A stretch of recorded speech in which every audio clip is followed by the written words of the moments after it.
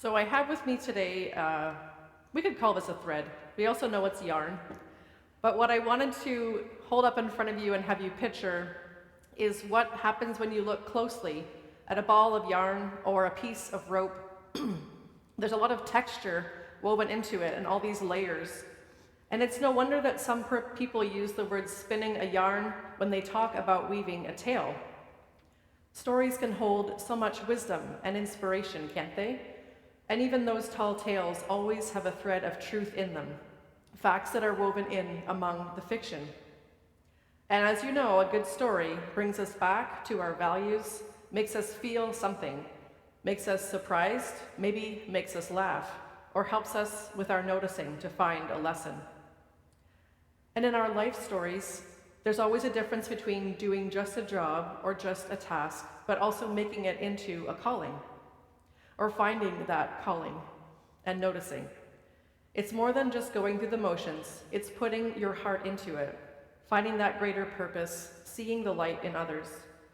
And there's something powerful about finding those individual strands of hemp and twining them together to create this pattern that you see in the net that turns it all together into an effective net, and that is the focus, the purpose, the direction, putting those hearts and intentions together into our tasks, into the people that we encounter. All of that is ministry, and we can all be part of that. So this scene on the boat we've heard this morning illustrates a fairly major call. And as we know, before this, Jesus was already answering a call, being baptized by John. And as we know from last week, this support of bringing leaders into the fray, the right kind of leaders. Teaching about the world to get followers that people could gather around to focus on gratitude, on fairness, in essence, focusing on love. So we can picture Jesus going around having these conversations, sharing meals, breaking bread, maybe having some late night conversations with these fishermen. They were showing potential for the calling that Jesus had in mind, traveling and telling stories that the Spirit was calling him to do, but he needed helpers. He was picking out the right leaders, and those ones had to show the promise of modeling the kindness and the fairness and the respect and the goals for justice that he shared with his God. Of course, they must have had potential, and he saw a spark in them, but he also knew the kind of world they had been raised in, likely similar to the world of farming that I know quite well, a tradition that runs generations deep, is all-consuming, and is usually tied to one place. He knew that life and those steady, demanding routines wouldn't have allowed the time and commitment they would need to spread any kind of word around the countryside of God's kingdom. But Jesus still tosses the men a message. He's casting them a net. But here they are busy fishing, doing what they know how to do best. Can they follow? I don't know about you, but I think there's something awesome about the energy when we witness someone who takes things to the next level, making meaning with what they do. It's always magic, and it's a bit of ministry. And there's also an element of choice and change in it. We all have our gifts and skills, and they can remain in that comfort zone so easily. But taking what we know and bringing that into our next challenge, that brings it all to the next level. So what do we notice about different roles and those answering the call when the net is cast? To leave behind the comfort zone and head towards a new era, bringing light and hope to some dark days. I always find some stories or threads or yarns help us to remember. And one such story is actually one about some fisher people here in Ontario. Arlen and R.J. Taylor, they're with Cedar Crest Fish Farms near Hanover, not so far from here. This pair of siblings who are taking over the family business. And woven into their story is their parents making the call, casting the family net, so to speak, to keep the business going into the future. And these siblings had to make some choices about how to do it, but also how to do it differently, to take over and take some new direction. And so for them, their vision included a call for sustainability, being environmentally responsible, so upgrading and investing in their water systems, and taking care of nature around them for a wholesome product. and some beautiful connections they made with their values, now working with Indigenous populations to support and collaborate on emerging fisheries to reinvigorate the local First Nations and bringing hope and meaning to those communities. And even during COVID times, when work was plentiful and people were hard to find, they refocused their efforts and they brought in part-time employees from all walks of life, hiring neighbors, multi-generational families, and hairdressers seeking work, and they made it all work together. And even though it's a business example, it's people in their world taking another step and answering the call to be intentional about how their business and family story can impact the community and that bigger picture. And of course, a story and the series of stories about threads has to involve some kind of fabric for me. And when I think about the strands that are involved in quilting, I'm brought back to the time that I was able to travel to Australia in around 2001, a couple years ago. But I was drawn to a museum that handled war history in Australia. And there was something amazing about watching the craftsmanship that went into the quilts they had on display. In Australia, they had this beautiful display of people who had been prisoners of war, and the people in those camps had spent time contributing to a quilt and adding their names, adding their little graffiti, taking their time to add some hope to make this beautiful and quite poignant piece of art that was able to be preserved after they were rescued. There's something about weaving together all those pieces with found bits of fabric and thread during a world war, something that calls to us from another era, from a museum, or a memorial, or a graveyard to notice. Sometimes we have to stop our old ways and follow the thread to justice, speaking up for safety, or equality, or peace, our own part of the Jesus story. Now, I think there might be a photo next that shows a different kind of thread. If we can find that, maybe. That's okay, we'll talk about it, we'll picture it. We'll go back to the thread, it's fine, you can picture it. For me, one of the threads that brought me to this part of my life is a story of stories. And growing up, my extended family had a lifelong tradition of faith mixed with plenty of farming.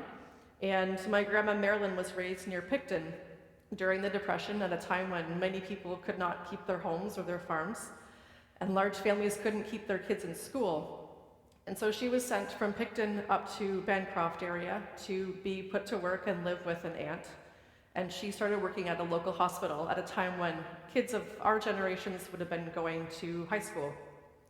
And lonely and in a new town, she accepted the invitation to start attending this young people's group that ended up being a place that folks were sharing the Jesus story. And she was captivated by the gospel. And another aspect that captivated her was the thread going from the hospital kitchen door where she worked, meeting a young farmer who delivered the potatoes. And his name was Carl, and that's my grandpa. And so they had this dream of dairy farming in Ottawa. And so ultimately, fueled with the hope of this gospel message and her love in Carl, she again moved from another place that she'd just gotten to know, followed the thread of that story, and went to the Ottawa area, where they raised 6 children, lived faithful lives, and farmed with extended family. And the extra thread of this story is that one of her crafts, her lifelong giftings, was quilting. And she made a truly beautiful series of art throughout her life. And our family considers that to be art and spirit and prayers always sewn right into what she made, as she celebrated each baby, each graduation, marriage, sometimes moves, milestones, with a personalized quilt. And when she passed last year in January at age 98, we filled the church sanctuary of the church with her quilts, and we lost track at 98 quilts. And we know there are more out there in the world. And I'll just share a few words that we shared during her eulogy on that day when we sent her on to her new realm. If you look closely at a quilt, you can see the artistry at work. From the measuring and the designing to selecting the quality of the fabric, the texture and the color, every piece is intentional. The quilter must work with patience and a plan. The quilter must have an eye for beauty, but also a steady hand and a practical nature to see the hard work through until the end. The quilter always has a higher purpose in mind and has faith the vision will come together to make a finished product that celebrates an occasion, pays tribute to a person, brings comfort and warmth to a home. An interesting thread in our family, for sure. And I've also thought about even closer to home in this place, where you can find yarn like this, where chat and knit is now a regular occurrence in the middle of the week, an activity I'm aiming to get to someday soon. And it seems simple enough, a warm place to gather and explore, doing crafts and having conversation. But changes had to be made for that simple activity to get together. Someone has to set aside the time and space. People need to make a new routine, and then take time to share skill and support, and probably sharing a few yarns and tales along the way. But these simple acts take people out of their comfort zones and create community, providing comfort to those who receive the gifts that are eventually made. And some of these things may not be described as ministry to everyone, but to me, that's what ministry feels like. And I know in these days, the world always feels heavy in the winter, and I'm sure we've seen the news, and there's plenty to be worried about. It's easy to think we aren't doing enough, or we can't make a difference. And it's partly a myth and a burden that we carry, believing that if we cared enough singly about this hurting world, that we would be able to fix it. But here's the thing, none of us can fix it all. And yet each of us can fix a little bit, something, maybe a patch or a mitten or a seam, or even just tying a knot to hang on to. A whole city or just the smallest wedge of the world that fits in the palm of our hands. None of us are equipped for all of it, but each of us is equipped for some of it. I read a story this week about the Twin Cities in the US, where there are unspeakable things happening, with people being apprehended by immigration and enforcement, families torn apart, and folks being detained. Apparently, ICE was setting up in a parking lot behind a little Lutheran church, not realizing the quilters were at work that day. The women, opposed to military occupation in their city, confronted them, asking if they were proud of what they were doing, and suggested that, if so, they should perhaps go set themselves up somewhere else in front where more people could see them. And confronted with these brave quilters, I'm told, the ICE agents left the churchyard. They left. Those faithful quilters held such quiet power and calm protest as they followed the thread of their convictions. They couldn't fix it all, but they could fix it in their neighborhood.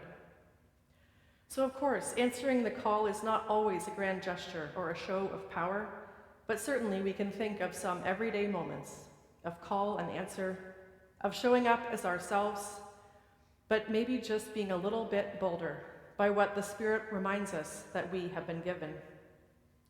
So maybe it's the shy musician leaving home now and then to play in a nursing home, creating beautiful breakthroughs with music, lighting up memories for folks living with dementia.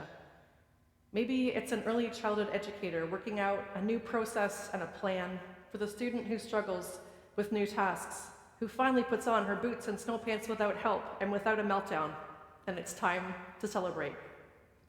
Or maybe it's a young man who loves to dabble with equipment, putting his name into the ring as a winter snowplow operator for the first time, nervous about driving tractors in town instead of on the farm, but showing up for every shift and then some, ready to learn from his mistakes and cheering on his teammates.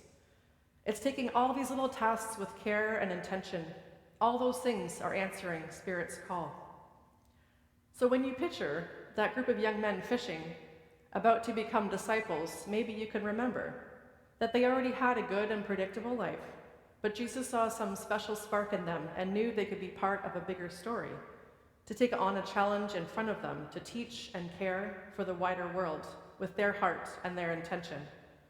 If they could only leave behind the comforts they knew and what they'd always known, to become part of this bigger Jesus story, to take a risk and make a change from the familiar, which would carry them with inner knowing, their gifts, their abilities, to cultivate and to share.